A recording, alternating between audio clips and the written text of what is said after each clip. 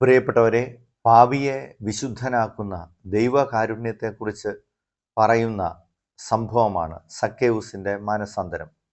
വിശുദ്ധ ലൂക്കാസ് സുവിശേഷകൻ തൻ്റെ 19-ാം അധ്യായത്തിലാണ് സക്കേവൂസിൻ്റെ മാനസാന്തരം വിവരിക്കുന്നത്.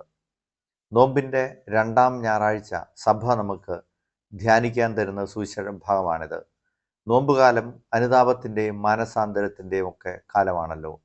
ആ കാലത്ത് സക്കേവൂസ് എന്ന് പറയുന്ന പാപിയായ മനുഷ്യനുണ്ടായ മാനസാന്തരം സഭ നമ്മുടെ മുമ്പിൽ അവതരിപ്പിക്കുകയാണ്. ജെറീക്കോയിൽ വെച്ചാണ് ഈ സംഭവം നടക്കുന്നത്. സക്കേവൂസ് ജെറീക്കോ നിവാസിയാണ്. ജെറീക്കോയുടെ ഒരു പ്രത്യേകത, പഴയ നിയമത്തിൽ ദൈവത്തിൻ്റെ അത്ഭുതം കണ്ട നഗരമാണ് ജെറീക്കോ. അവിടെ ആ പട്ടണത്തിന് ചുറ്റുമാണ് ജോഷുവയുടെ നേതൃത്വത്തിൽ വാഗ്ദാന പേടകം വഹിച്ച് പുരോഹിതന്മാർ നടന്നതും വൻമതിൽ തകർന്നു വീണതും ഇസ്രായേൽ ജനം ജെറീക്കോ നഗരം കീഴടക്കിയതുമൊക്കെ. ഇവിടെ ജെറീക്കോ മറ്റൊരു തരത്തിൽ ചരിത്രപരമായി നോക്കിയാൽ സുഗന്ധ ദ്രവ്യങ്ങളുടെ നാടുകൂടിയായിരുന്നു. അത് റോമാക്കാരുടെ പ്രധാനപ്പെട്ട ചുങ്കപ്പിരിവിൻ്റെ സ്ഥലം കൂടിയായിരുന്നു. അപ്പോൾ ചുങ്കക്കാരിൽ പ്രധാനിയായിരുന്നു സക്കേവൂസ്. എന്നാൽ ഈ ചുങ്കക്കാരെ യഹൂദജനത്തിന് വെറുപ്പായിരുന്നു. അവരെ പാപികളായിട്ടാണ് കണക്കാക്കിയിരുന്നത്. കാരണം അവർ വിജാതീയരായ റോമാക്കാർക്ക് വേണ്ടി ചുങ്കം പിരിക്കുന്നവരാണ്. അതിനാൽ തന്നെ സമുദായ ദ്രോഹികളും ചാരന്മാരുമായിട്ടാണ് ഈ ചുങ്കക്കാരെ യഹൂദജനം കരുതിയിരുന്നത്. യഹൂദ വംശത്തിൽ തന്നെ പെട്ട ആളുകളാണ് റോമാക്കാർക്ക് വേണ്ടി ചുങ്കപ്പിരിവ് നടത്തിയിരുന്നത്. അപ്പോൾ യഹൂദ വംശജനായ ഈ സക്കേവൂസ് എന്ന് പറയുന്ന വാക്കിൻ്റെ അർത്ഥം നിർമ്മലൻ, പരിശുദ്ധൻ എന്നൊക്കെയാണ്. പക്ഷേ ആ വാക്കിന് ഓപ്പോസിറ്റായുള്ള കാര്യങ്ങളാണ് അദ്ദേഹം ചെയ്തുകൊണ്ടിരുന്നത്. ഈശോയെ കാണുമ്പോൾ അദ്ദേഹം തൻ്റെ പേരിനെ അന്വർത്ഥമാക്കി മാനസാന്തരത്തിലേക്ക് വരികയും നിർമ്മലനും നിഷ്കളങ്കനുമായിട്ട് മാറുകയുമാണ്. പ്രിയപ്പെട്ടവരെ, ഈശോ ജെറീക്കോയിലൂടെ കടന്നു പോകുന്ന സമയത്ത് ഈ മനുഷ്യൻ്റെ ഉള്ളിൽ വലിയ അനുതാപം ഉണ്ടായിരുന്നു എന്ന് വ്യക്തമാണ്. ഈശോ ആരെന്ന് കാണാൻ അദ്ദേഹം ആഗ്രഹിച്ചിരുന്നു. അതുകൊണ്ടാണ് മുമ്പേ ഓടി പൊക്കം കുറവായിരുന്നതിനാൽ സിക്കമൂർ മരത്തിൽ കയറിയിരിക്കുന്നത്. ഇതിനെക്കുറിച്ച് വിശുദ്ധ അഗസ്തീനോസ് പറയുന്നത്, ഈശോയെ കാണാൻ അയാൾ സിക്കമൂർ മരത്തിൽ കയറി. ഈ മരത്തെ കുരിശിനോടാണ് വിശുദ്ധ അഗസ്തീനോസ് ഉപമിക്കുന്നത്. കുരിശിലൂടെയാണ് നമുക്ക് ദൈവത്തെ കാണാൻ പറ്റുന്നത്. മിശിഹായുടെ രക്ഷാ അനുഭവമേദ്യമാക്കാൻ പറ്റുന്നത് എന്ന് വിശുദ്ധ അഗസ്തീനോസ് പറയുന്നു. അലക്സാണ്ട്രിയയിലെ സിറിലും ഇതേ അഭിപ്രായം തന്നെ പറയുന്നു. ആത്മീയതയുടെ പൊക്കക്കുറവാണ് സക്കേവൂസിനുണ്ടായിരുന്നത്.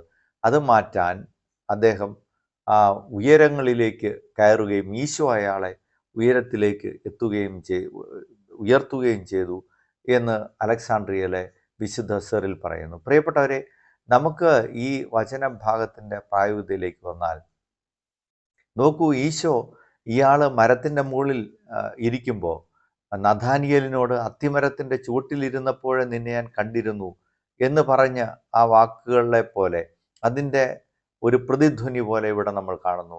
ഈശോയുടെ 3-ാം കണ്ണ് അത്തിമരത്തിൻ്റെ ഇലകൾക്കിടയിൽ ഒളിച്ചിരിക്കുന്ന ആ മനുഷ്യനിലെത്തി. അതുകൊണ്ട് അവിടെ എത്തിയപ്പോൾ തന്നെ മുകളിലേക്ക് നോക്കി സക്കേവൂസ് വേഗം ഇറങ്ങി വരിക എന്ന് ഈശോ പറയുന്നു. അതായത് ഒരു കതകിൻ്റെ പിറകിൽ ഒളിച്ചിരിക്കുന്ന ഒരു കുഞ്ഞിനെ ചെവി തൂക്കി പുറത്തെടുക്കുന്ന അമ്മയെപ്പോലെ ഈശോ സക്കേവൂസിനെ പുറത്തെടുക്കുകയാണ്. അയാളുടെ നിർമ്മലതയാണ് ഈശോ പുറത്തെടുക്കുന്നത്. പ്രായോഗികതയിലേക്ക് വന്നാൽ ആദ്യത്തെ ചോദ്യം ഇതാണ്: നമ്മുടെ ആത്മീയതയ്ക്ക് തടസ്സമായി നിൽക്കുന്ന ജനക്കൂട്ടം എന്താണ്?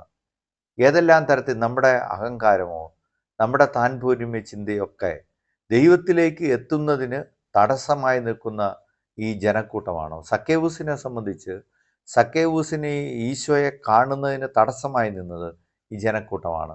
അങ്ങനെയുള്ള ജനക്കൂട്ടങ്ങൾ നമുക്കുണ്ടോ? മറ്റുള്ള ദൈവത്തിലേക്ക് അല്ലെങ്കിൽ നമ്മുടെ ആത്മീയ ആചാര്യന്മാരിലേക്ക് നമ്മളെ എത്തുന്നതിൽ നിന്ന് തടയുന്ന എന്തെല്ലാം കാര്യങ്ങളാണ് നമുക്കുള്ളത്? രണ്ടാമതായിട്ട്, ഈ തടസ്സങ്ങളെ അതിജീവിക്കാൻ നമ്മൾ എന്ത് ചെയ്യുന്നു? ഇതിനെ മറികടക്കാനുള്ള എന്തെങ്കിലും പ്രയത്നങ്ങൾ നമ്മൾ ചെയ്യുന്നുണ്ടോ? നമുക്ക് ഒരു മരമുണ്ടോ ഇതുപോലെ ആത്മീയതയിലേക്ക് എത്താനായിട്ടുള്ള ദൈവത്തിലേക്ക് എത്താനായിട്ടുള്ള ഒരു മരം നമുക്കുണ്ടോ എന്നുള്ളതാണ്. ഓർക്കുന്ന കുറേ നാളുകൾക്ക് മുമ്പ് ഒരു പുസ്തകത്തിൻ്റെ തലക്കെട്ട് ഇങ്ങനെയാണ്: സ്നാപയോഹന്നന്മാരിൽ നിന്ന് സ്നാനം സ്വീകരിക്കുക എന്ന് പറഞ്ഞാൽ, നമ്മുടെ കുറവുകളെയും ബലഹീനതകളെയും ഒക്കെ മനസ്സിലാക്കി തരാൻ ശേഷിയുള്ള വലിയ വൻവൃക്ഷങ്ങളിലെ പക്കൽ നമ്മൾ ആത്മീയ ഉപദേശങ്ങൾക്ക് ചെല്ലണമെന്നാണ്. അവർ നമ്മളെ കൂടുതലായിട്ട് ദൈവത്തിങ്കിലേക്ക് നമ്മളെ കൊണ്ടുപോകാൻ സഹായിക്കുമെന്നുള്ളതാണ്.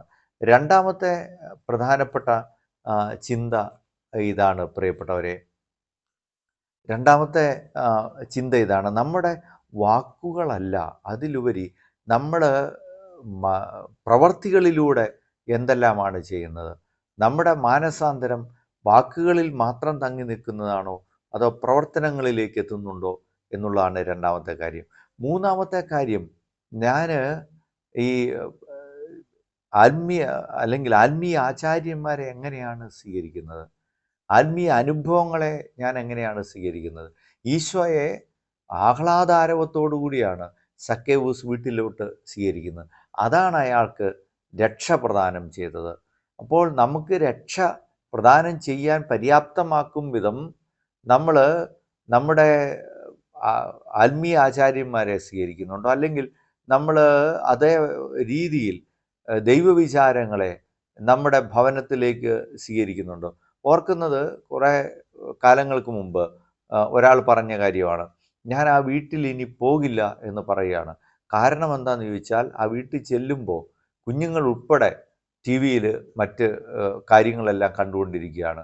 ഇവിടെ ഇദ്ദേഹം ചെന്നിട്ട് യാതൊരു വിധത്തിലും അദ്ദേഹത്തെ മാനിക്കാൻ തയ്യാറാകുന്നില്ല.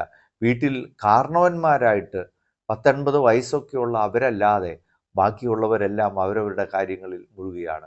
അതുകൊണ്ട് മനം എടുത്തിട്ട് ഇനി അവിടെ പോകില്ല എന്ന് പറയുകയാണ്. നമ്മുടെ പല ആത്മീയ അനുഭവങ്ങൾക്കും തടസ്സമായി നിൽക്കുന്നത് ഇത്തരം നമ്മുടെ മനോഭാവങ്ങളാണ്.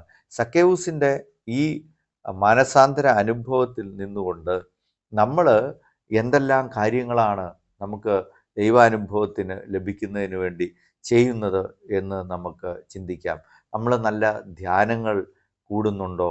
നമ്മൾ മാനസാന്തരത്തിന് വേണ്ട തരത്തിലുള്ള എന്തെല്ലാം ചെയ്യുന്നുണ്ട് എന്ന് നമുക്ക് പരിശോധിക്കാം. ഈശോ അനുഗ്രഹിക്കട്ടെ. Subscribe now and press the bell icon. Never miss an update.